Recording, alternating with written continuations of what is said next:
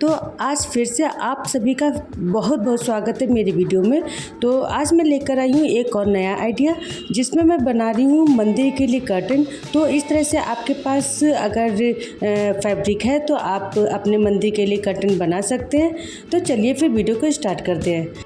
यहाँ पर मैं बनाने जा रही हूँ मंदिर के लिए कर्टन, तो मैं नया फैब्रिक ही इस्तेमाल करूँगी।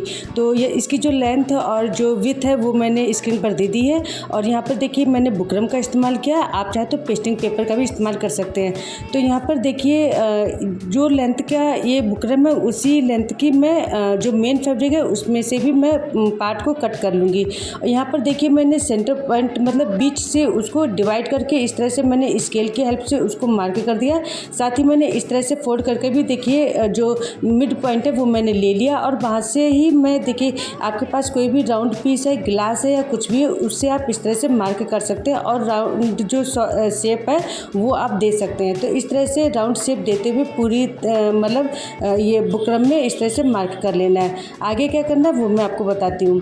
तो इस तरह से देखिए मार्क कर लेने के बाद मैं इसी तरह से उसको कट कर लूँगी और जो भी एक्स्ट्रा फैब्रिक है उसको मैं कट करके रिमूव कर दूँगी। तो यहाँ पर देखिए मैंने डबल फोल्ड किया था मेन फैब्रिक को और ऊपर साइड में रखा था बुकरम को। तो यहाँ पर मैंने उसको फिर सिलाई कर मतलब बीच में मैंने पहले पिन से अटैच कर दिया ताकि अच्छे से फैब्रिक मतलब जो बुकरम है वो अटैच हो जाए। उसके बाद में मैं देखिए इस तरह से सिलाई कर दूँगी।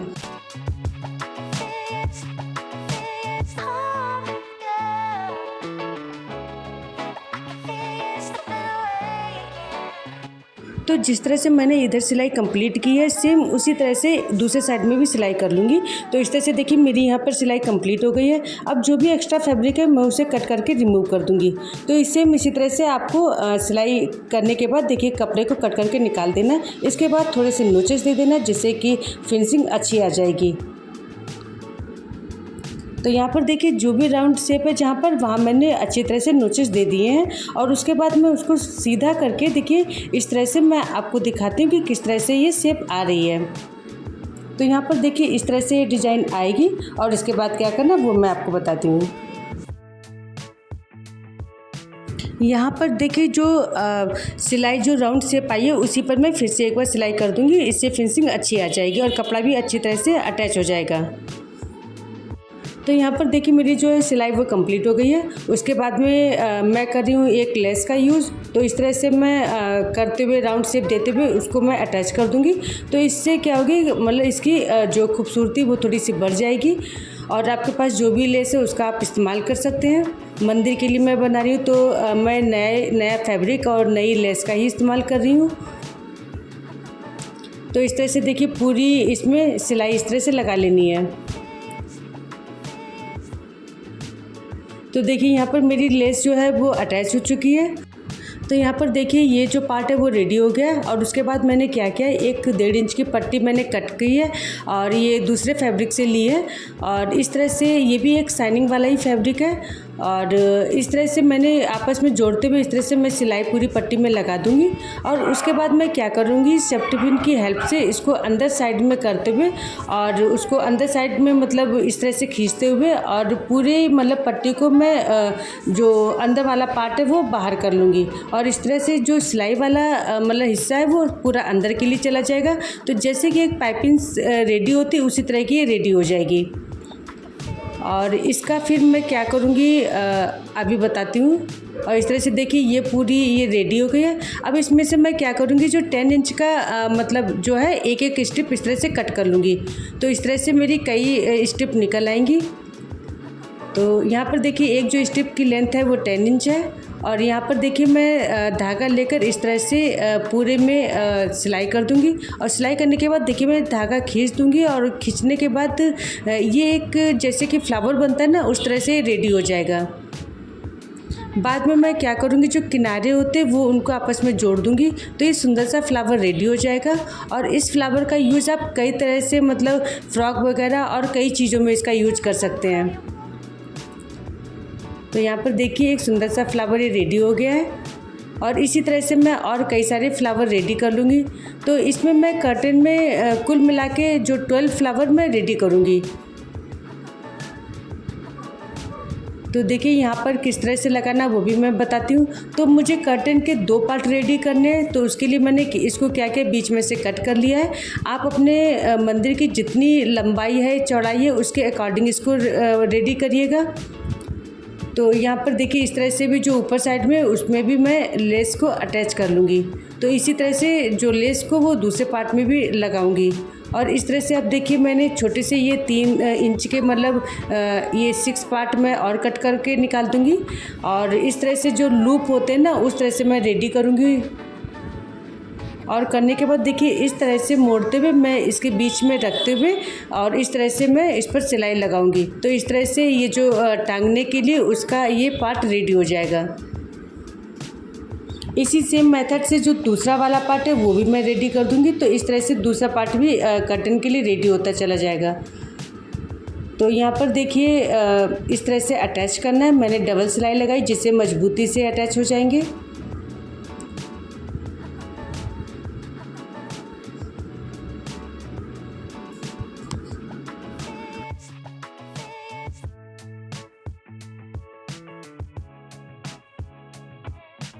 तो यहाँ पर देखिए साइड में जब मैंने लूप कंप्लीट कर लिया तो फिर जो मिड पॉइंट लेकर मैंने बीच में भी एक लूप को लगाना है। तो इस तरह से कर्टन अच्छी तरह से अटैच हो जाएगा। अगर आपका मंदिर बड़ा है तो उसके लिए लूप भी थोड़े से ज़्यादा लगाइएगा जिससे कर्टन अच्छी तरह से मतलब फिट हो जाएगा। तो जब लूप अटैच हो जाएगी उसके बाद में जो लेस है वो उसके ऊपर लगा दूंगी। तो इस तरह से जो लूप है उसको और मजबूती मिल जाएगी। तो इस तरह से देखिए मैं तीनों साइड में इस लेस को लगा दे रही हूँ।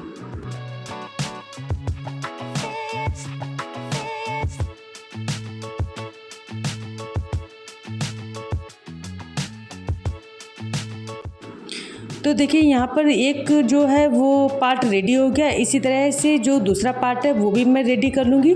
और उसके बाद में देखिए जो पिंक फैब्रिक है उसमें से ही मैं देखिए स्क्रीन पर जो लंबाई चौड़ाई दी गई है उसके अकॉर्डिंग ही मैं जो ये पार्ट मैं कट कर लूँगी। और इसका जो पार्ट है लंबाई चौड़ाई में थोड़ा ज़्यादा रखना है जिसमें मुझे मतलब चुन्नट वगैरह बनानी है। तो इसमें थोड़ी सी अच्छी लेंथ इसकी चाहिए होगी। तो मैंने इसकी जो लंबाई चौड़ाई वो नाप जो है वो मैंने स्क्रीन पर दे दी है। उसके अकॉर्डिंग ही आप उसकी लीजिएगा। तो यहाँ पर देखिए 3 साइड से मैं इस तरह से कपड़े को मोड़ते हुए सिलाई लगा दूँगी और ऊपर वाला जो हिस्सा है वो छोड़ दूँगी क्योंकि उसको मुझे अटैच करना है, जो वाइट वाला पार्ट है उससे अटैच करना है। तो इस तरह से देखिए मेरी 3 साइड की जो है सिलाई वो कंप्लीट हो गई है।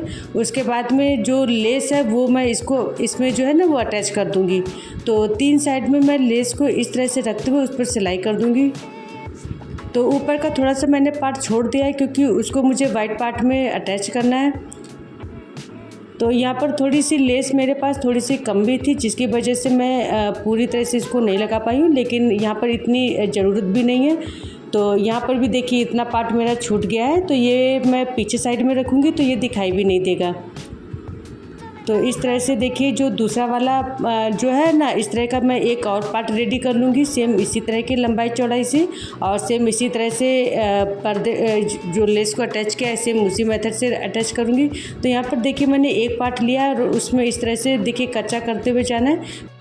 तो यहाँ पर मैंने मजबूत वाला धागा लिया है, जो रजाई गद्दे में हम इस्तेमाल करते वही धागा का इस्तेमाल करना है क्योंकि चुन्नट वगैरह करनी है तो धागा टूटे ना, तो इसीलिए मजबूत धागे का इस्तेमाल करिए। अगर आप नॉर्मल धागा भी का मतलब उसका भी यूज कर सकते हैं। तो इससे मतलब इस तरह से देखिए पूरे में मतलब एक साइड में हमें इस तरह से पूरा कच्चा कर लेना है।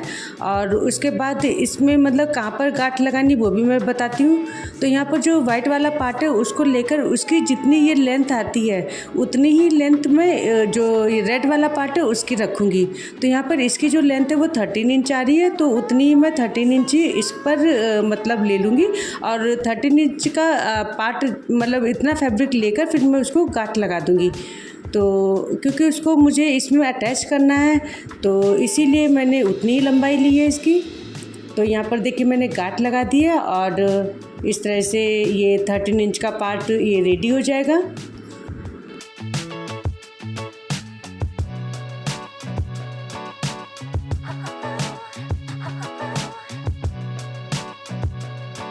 तो मैंने वाइट पार्ट को उल्टा रख दिया है और उस पर देखिए जो चुन्नट वाला ये पार्ट है वो मैंने रख दी है। और इस तरह से रखते हुए चुन्नट को बराबर से करते हुए अच्छी तरह से सेट करते हुए और आप मतलब इस पर पर्दे को लगाना है। और तो इस तरह से आप चुन्नट वाले पार्ट को थोड़ा सा छोटा बड़ा भी रख सकते हैं अपने अकॉर्डिंग। और इस तरह से देखिए रखते हुए बढ़िया से सेट करते हुए फिर उस पर मैं कच्चा लगा दूंगी। और कच्चा लगाने के बाद जब वो पूरा कंप्लीट हो जाएगा तब मैं इस पर पक्की सिलाई लगा दूंगी। तो देखिए यहाँ पर जो कच्चा है वो कंप्लीट हो गया है। और इस तरह से देखिए सीधा करते हुए मैं आपको दिखाती हूँ। और जैसे कि यहाँ पर राउंड शेप दी गई है उसके अकॉर्डिंग ही मैं इस पर सिलाई करूँगी। और जो दूसरा पार्ट है वो भी मैं सेम इसी तरीके से एकदम रेडी करूँगी। तो यहाँ पर देखिए जो डिज़ाइन दी गई उसी तरह से मैं इस पर सिलाई लगा दूँगी और डबल सिलाई लगा दूँगी जिससे मजबूती से अटैच हो जाएगा।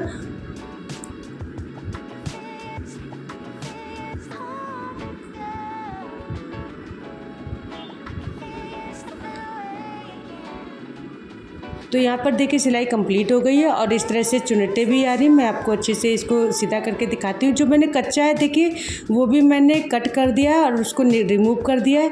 और अब जो फ्लावर है मैंने रेडी किए वो उनको अटैच करना है। तो इस तरह से आप चाहें तो थोड़ा सा फ्लावर को अपने ढंग से भी अटैच कर सकते हैं। तो इस तरह से देखिए एक फ्लावर को रखते हुए फिर मैं बताती हूँ किस तरह से उसको अटैच करना है। इस तरह से पहले सिलाई लगा कर मतलब पहले फ्लावर को अटैच कर लेना। उसके बाद देखिए जो गोल्डन मोती हैं उनको मैं अटैच करूँगी।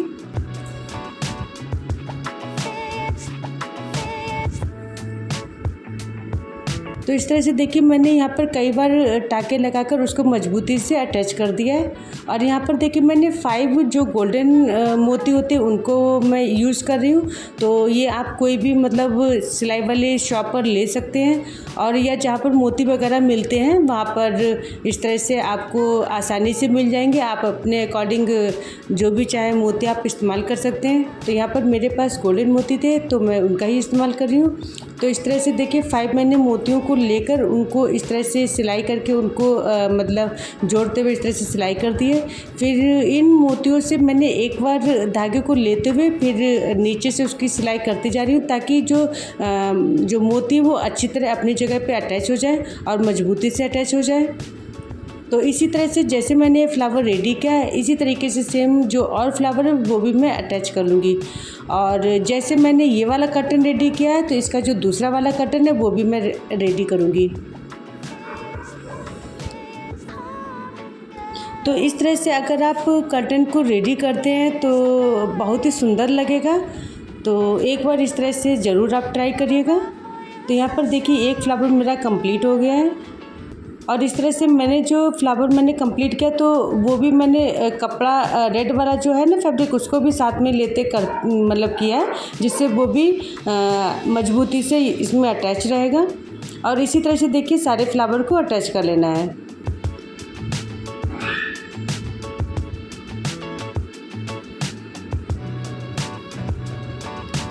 तो देखिए अटैच करने के बाद कर्टन कुछ इस तरह का लग रहा है। तो ये काफ़ी सुंदर लग रहा है और इसको मैं अभी आपको मंदिर में लगाकर भी दिखाऊंगी कि किस तरह का ये दिखाई दे रहा है।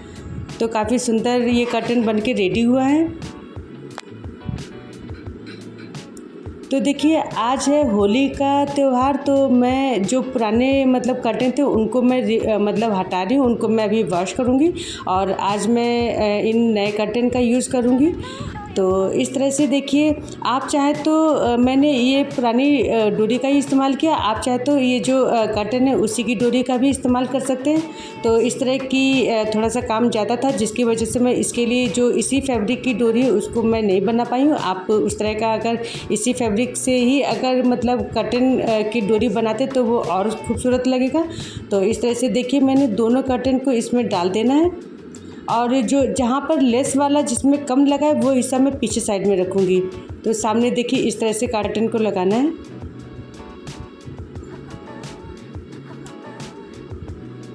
तो इस तरह से अगर कर्टन आप बनाते हैं तो आपका मंदिर थोड़ा सा अगर पुराना भी है तो उसमें भी इसकी खूबसूरती बढ़ जाएगी। तो इस तरह से देखिए लगाने के बाद कुछ मतलब ऐसी लुकिंग दे रही है तो जो काफ़ी सुंदर लग रहा है। कमेंट करके फिर मुझे बताइएगा कि आपको ये कर्टन कैसा लगा, और अगर अच्छा लगे तो इसको लाइक शेयर भी करिएगा, और अगर अच्छा लगे तो मेरे चैनल को सब्सक्राइब करिएगा। तो आज होली पे मैंने भगवान की पूजा करने के बाद मैंने प्रार्थना की कि आज होली का त्यौहार सभी के लिए मंगलमय हो, सभी के लिए खूब खुशियाँ लेकर आए, और हमारी ज़िंदगी में भी, हम सभी की ज़िंदगी में खूब सुख समृद्धि हो। तो इस तरह से मेरी आज पूजा भी कंप्लीट हुई, और आप सभी लोगों को होली की बहुत बहुत शुभकामनाएं। तो आप लोगों के कमेंट्स का है मुझे बेसब्री से इंतज़ार। मिलते हैं नेक्स्ट वीडियो में। Thanks for watching.